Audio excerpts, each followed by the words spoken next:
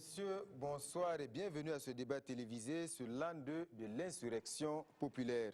Les 30 et 31 octobre 2014 resteront gravés en lettres d'or dans les annales de l'histoire récente du Burkina Faso.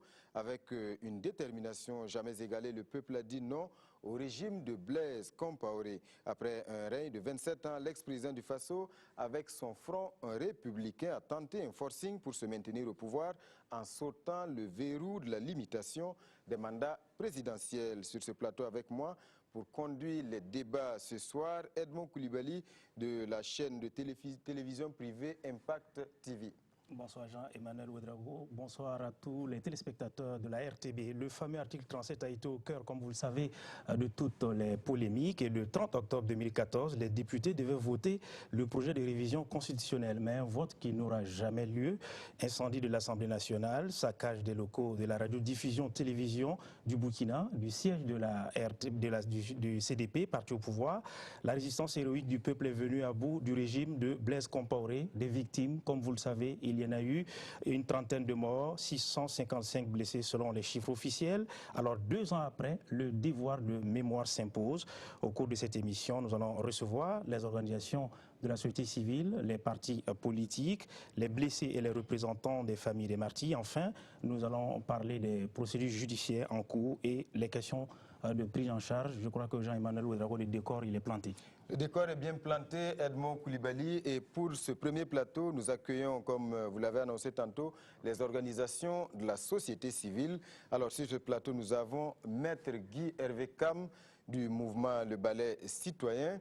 Sur ce plateau également, M. Marcel Tankwano du M21. Également ici, Mme Safiatou Lopez de l'APDC, l'Association pour la promotion de la démocratie et la participation citoyenne. Bonsoir et merci en tout cas d'avoir répondu à notre invitation. Alors, an 2 de l'insurrection, 2 ans déjà, hein, on est tenté de le dire, tellement le temps passe vite. Alors, quand vous regardez un peu ces images qui ont campé le décor de cette émission, quels sont les souvenirs qui vous reviennent? Maître Guy Hervé Kam. Je vous remercie.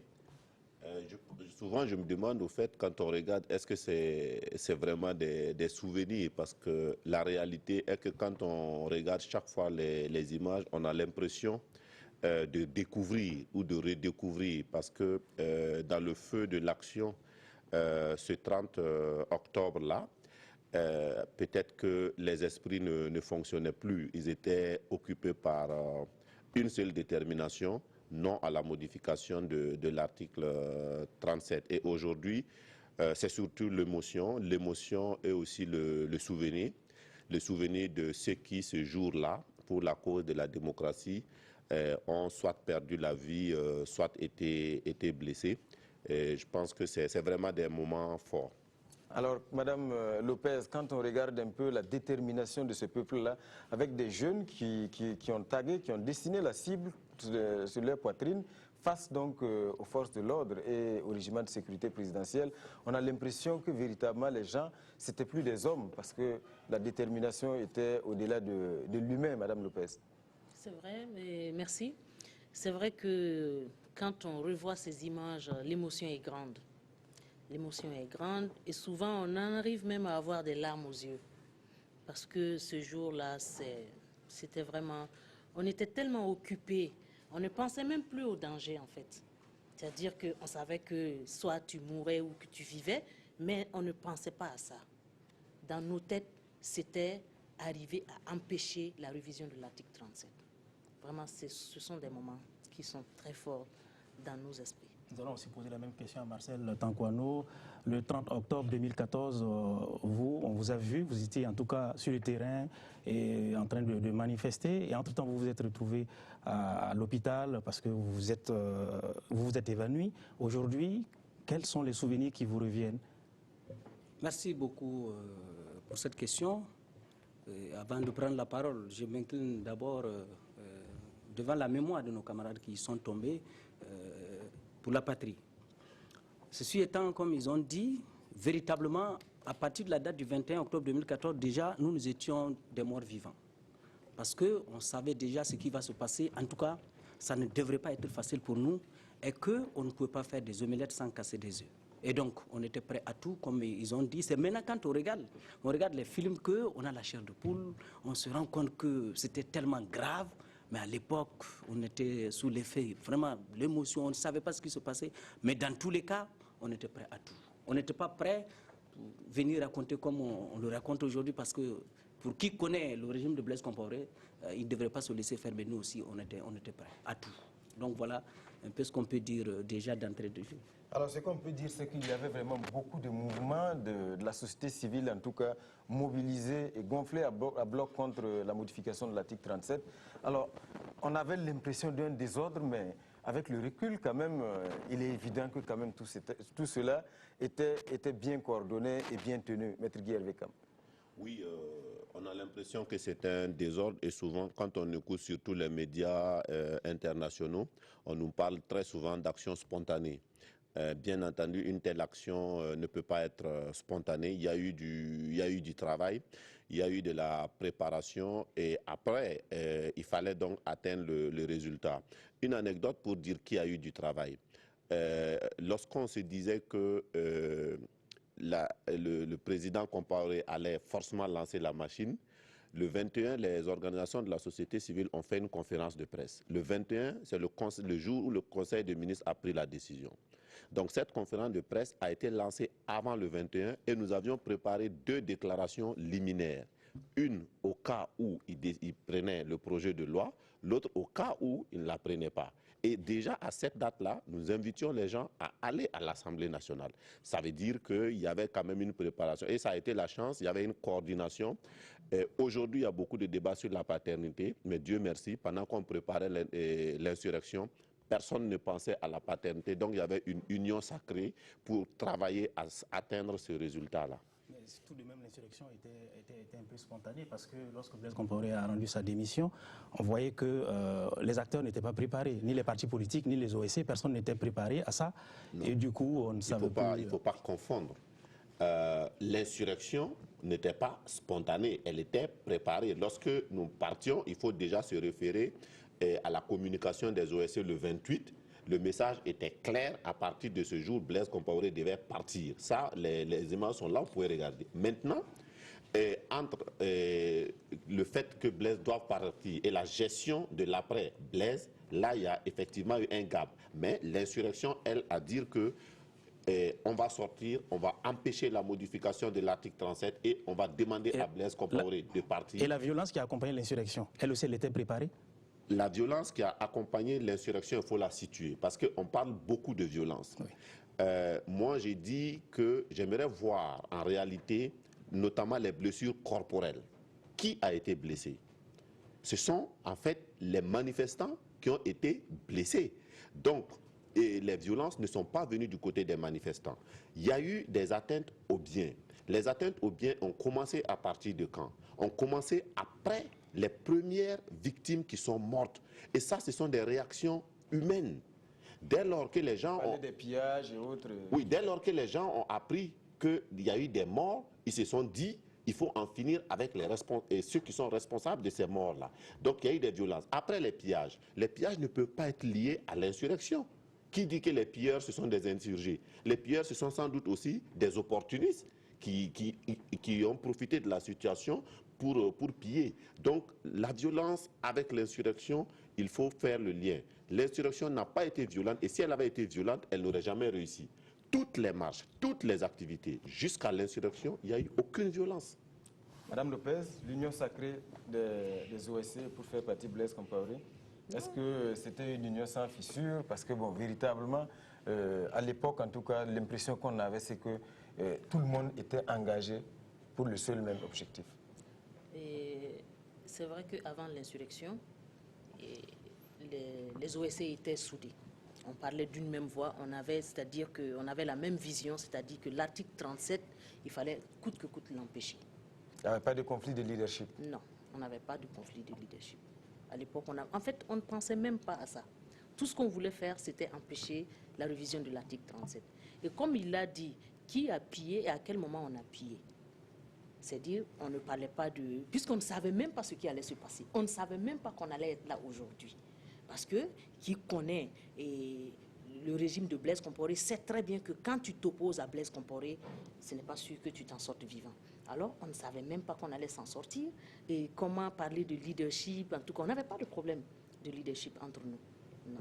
Et il faut dire aussi que la force des OSC au Burkina Faso, c'est le fait de pouvoir se mettre la main dans la main quand il y a un problème national.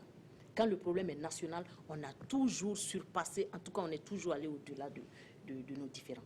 Ça a toujours été comme ça. Quels que soient les différends qu'on a, on a toujours, dès qu'il y a un problème, on oublie tout et on se met la main dans la main et on avance. On essaie de voir comment on va faire. Voilà, 2 ans après, on ne sait pas si cette union sacrée est toujours d'actualité. Est-ce que les organisations de la société civile continuent de jouer leur rôle de veille citoyenne après, bien sûr, avoir atteint cet objectif, je veux dire, le départ de Blaise Compaoré. Mais nous allons poursuivre avec les acquis de l'insurrection. Est-ce qu'aujourd'hui, à l'heure actuelle, 2 ans après, est-ce que les acquis ont été préservés sur le plan social, sur le plan politique et bien sûr sur le plan économique? Mais bien sûr, quoi qu'on dise, c'est vrai, ça et là, il y a des difficultés, j'en conviens, mais véritablement, après 27 ans de gestion chaotique, il fallait s'y attendre.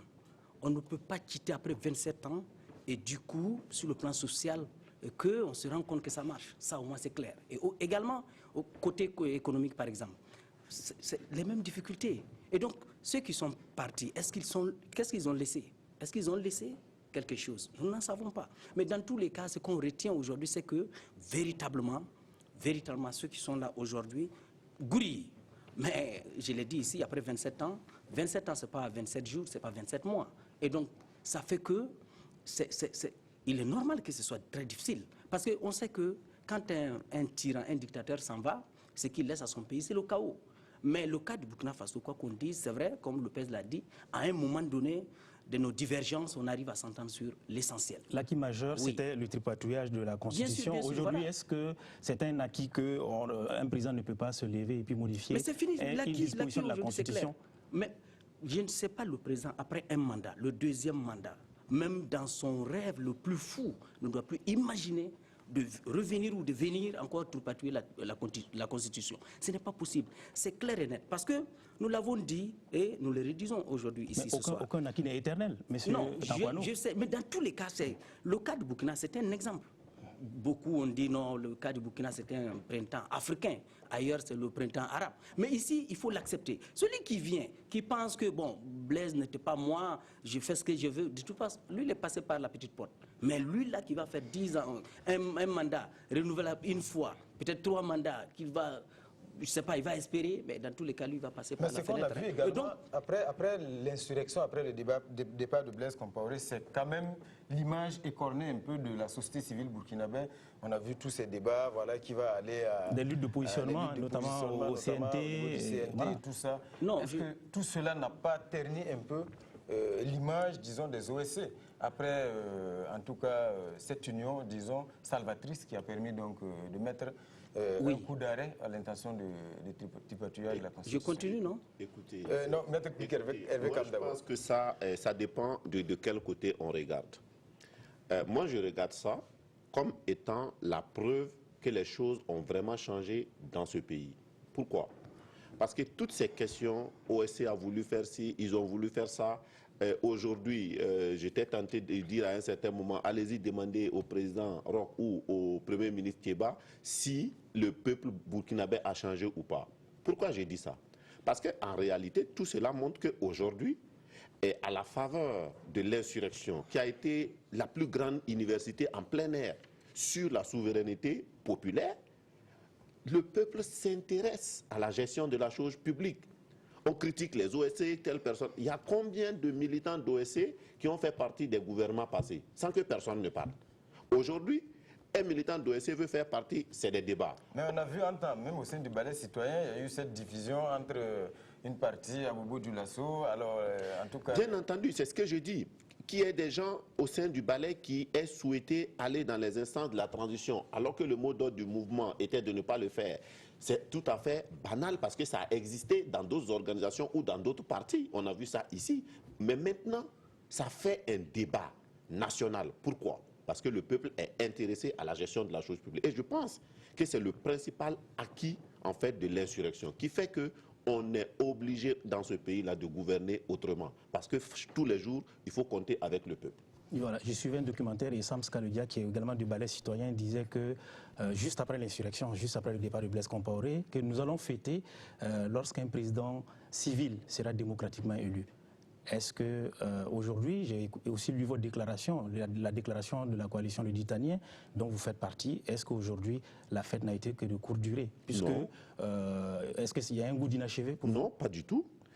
En fait, c'est le fonctionnement normal de la démocratie. Nous avons fêté le fait que, pour une fois dans l'histoire de ce pays, un président a été élu démocratiquement, accepté par toutes les parties. 2 ans après, et je veux dire, 10 mois après, est-ce qu'il y a des critiques et nous formulons des critiques, c'est le jeu normal de la démocratie. Si nous estimons, écoute, c'est encore une chance qu'on puisse faire ces critiques-là, qu'on soit écouté justement, et qu'on se retrouve devant le plateau de la télévision nationale en train de le dire. Oui, mais on a certains qui ont dit que l'insurrection n'est pas allée jusqu'au bout. Marcel Tinkorné ne me dira pas le contraire. Marcel. Est-ce que c'était des insurgés? Non, non. Quand on dit l'insurrection n'est pas allée jusqu'à son terme, nous parlons de ces gens-là qui, jusqu'à aujourd'hui, n'ont pas accepté de faire profil bas et de reconnaître qu'il n'y a qu'au Burkina. Ailleurs, on a vu, hein, quand on dit une insurrection, on balaye tout.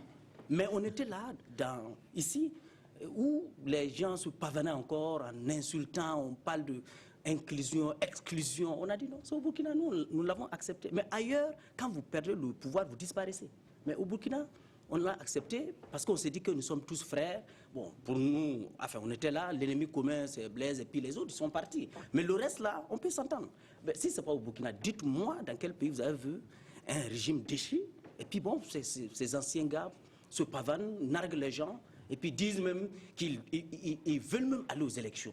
Voilà, c'est ça pour Burkina Faso. Donc, il faut comprendre que, quoi qu'on dise au Burkina, on arrive à s'entendre, on se comprend. Et puis les choses fonctionnent. Madame Lopez, vous également, vous avez certainement un peu subi, en tout cas, toutes ces critiques liées, donc, en tout cas, à cette société civile qui, selon certains, ne serait pas aussi civile que cela, mais aurait certainement des tendances et puis, en tout cas, défendrait des chapelles. Madame Lopez, qu'est-ce que vous dites aujourd'hui? Moi, je dis que les critiques, en tout cas, la délation, la diffamation, c'est devenu du savon pour moi. Je me lave avec, et puis mon eau de toilette, en fait. Au Burkina Faso, il faut juste se mettre en tête qu'il y a des gens qui excellent dans la diffamation, dans la délation. Moi, j'accepte dans tous les cas. Et depuis l'insurrection, depuis qu'on a commencé, bien avant le départ de Blaise Compaoré, on m'a prêté d'intention, j'ai vu tout ce qu'on a dit sur moi. Après, quand Blaise est parti, l'insurrection est arrivée, ils ont changé, ils ont commencé avec autre chose. Maintenant, la transition est partie, c'est autre chose. Donc bon, dans tous les cas, pour moi, ce n'est pas un problème. Ça, c'est le mal du Burkina Faso. Mais je dis que les critiques, nous allons continuer à les formuler. Nous allons continuer à faire des critiques. Donc, que tu sois dans le gouvernement, que tu ne sois pas dans le gouvernement, en tout cas, si tu es dans le gouvernement, tu as intérêt, en tout cas, à travailler dans le sens des aspirations du peuple burkinabé. Mais Madame Lopez, est-ce que ce n'est pas également cette posture-là qui fait que certains estiment que l'esprit de l'insurrection n'a jamais cessé de planer sur le Burkina après le 30-31? C'est comme si on était dans une insurrection, disons, permanente. Peut-être un tour de table sur cette question? Non, mais attendez, mais nous sommes en démocratie ou nous ne sommes pas en démocratie? Mais est-ce qu'à un certain moment, il ne faut pas savoir on a bâillonné le peuple. Aujourd'hui, nous avons dit, personne ne peut encore bâillonner le peuple. On ne peut pas revenir au Burkina Faso et gouverner comme au temps de Blaise Compaoré. Ceux qui ne se sont pas encore réveillés, là, on va les réveiller. Ils vont devoir se réveiller parce qu'on ne va pas les laisser faire. Nous allons critiquer. Sauf si nous, qu'est-ce que nous voulons? Maître Kam Hervé est là, lui, il est là. Nous n'avons pas été au CNT, nous n'avons pas... Qu'est-ce que nous avons? Qu'est-ce que nous demandons au gouvernement? Nous ne demandons rien au gouvernement. Vous avez eu des représentants au CNT? Non, avoir des représentants... Voilà, vous n'avez pas été au CNT, mais vous avez eu des représentants au CNT. Personnellement, j'ai dit que je ne voulais pas être au CNT. Non, les OSC ont été au CNT, mais c'est parce que tout simplement la communauté internationale a dit qu'il fallait qu'il y ait des représentants des OSC. Donc, on a proposé des gens qui sont partis au nom de la société civile. Les FDS aussi avaient des représentants. Je peux dire que toutes les couches sociales avaient leurs représentants, tout comme les OSC. Et je pense que les OSC, quand même, ont fait un travail qu'il ne faut pas aujourd'hui négliger. C'est vrai. Quand on a commencé à dire qu'il faut, quand ils ont commencé, bien avant même qu'on lance l'appel même à la désobéissance civile, bien avant cela, les OSC ont fait un travail. Et Maître Kamela, et nos structures se regroupaient ensemble au niveau du CEFOP et le travail qui a été fait, je peux dire que les gens se sont mis la main dans la main pour travailler. Voilà, Aujourd'hui, on peut pas faire un dernier tour de table. Nous allons faire ces critiques-là jusqu'à demain. Nous allons faire un dernier tour de table et je reviens à Maître Guy Hervé Cam du mouvement de balai citoyen. Le peuple burkinabé avait des aspirations très profondes, notamment en ce qui concerne le changement, et le peuple s'est insurgé. Aujourd'hui, est-ce que ce changement est effectif? Est-ce que vous voyez ce changement? Est-ce qu'il pointe à l'horizon aujourd'hui? Écoutez, nous l'avons souvent dit. Le changement, qu'on ne le voit pas aujourd'hui, c'est une réalité. Qu'on ne le voit pas aujourd'hui, je dirais, c'est presque normal. On ne peut pas changer comme par une baguette magique. Mais tout le problème, et ce pourquoi nous parlons très souvent, c'est de dire qu'on veut quand même voir les signaux du changement. Pour le moment, il n'y a pas de signaux. On veut quand même voir les signaux du changement. Et nous disons que sur ce point-là, nous ne voyons pas les signaux du changement, mais du point de vue du changement économique et social. Les gens ont souffert, les jeunes ne travaillent pas, l'école ne fonctionne pas bien. Ce sont ces changements, les signaux que l'on veut voir. On sait que le gouvernement, en un an, ne va pas donner le travail à tout le monde. Mais qu'est-ce qu'il fait pour que tout le monde travaille, pour que tout le monde aille à l'école? C'est ce que nous voulons voir. Est-ce que ce n'est pas lié au contexte? Parce que n'oublions pas que ce gouvernement également, dès l'installation du président Roch Marc Christian Kaboré, depuis lors jusqu'à présent, on a l'impression qu'on est dans la gestion de l'urgence. Il y a eu ces attentats, il y a eu des attaques, il y a toujours des phénomènes liés par exemple à la sécurité. Un gouvernement est fait pour gérer les urgences et pour gérer le structurel. Donc, il n'y a aucun... Mais attends, tous les jours, il y aura des urgences. En tant que chef de famille, quand vous sortez le matin, vous ne savez pas que votre enfant va être malade. Mais s'il est malade, vous n'allez pas dire que vous n'étiez pas prévenu. Donc, ça fait partie de l'ordre normal des choses. Et gouverner, c'est prévoir. Donc, de ce point de vue, c'est pour ça que nous faisons les critiques. Mais, au-delà de ça, nous disons que ce que vous avez appelé tantôt l'insurrection permanente, elle est une bonne chose. Elle est une bonne chose quand ça signifie tout simplement la vigilance permanente. Ça, c'est le rôle des OSC. Une veille citoyenne, Marcel Tankwano, on l'a lu dans la presse cette semaine, le rêve du changement a fait place à la déception, selon certaines OSC. Est-ce que vous partagez cette opinion? Non. Au niveau du M21, pour vous, tout va bien? Oui, les signaux sont... Les prémices, on devrait quand même sentir. On devrait sentir qu'il y a quand même un déco. On ne les sent pas, mais on se dit que ça va venir. Dans tous les cas, je l'ai dit ici, après 27 ans, ce n'est pas 27 jours, ce n'est pas 27 mois. Et donc, des gens qui sont arrivés où on avait tout perdu et qui veulent, en tout cas, gouiller de faire décoller le pays, ce n'est pas facile. Et on est dans un pays où tout est prioritaire.